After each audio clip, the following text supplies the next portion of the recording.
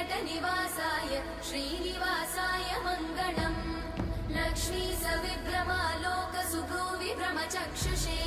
चक्षुषे सर्वलोकानां वेङ्कटेशाय मङ्गलम्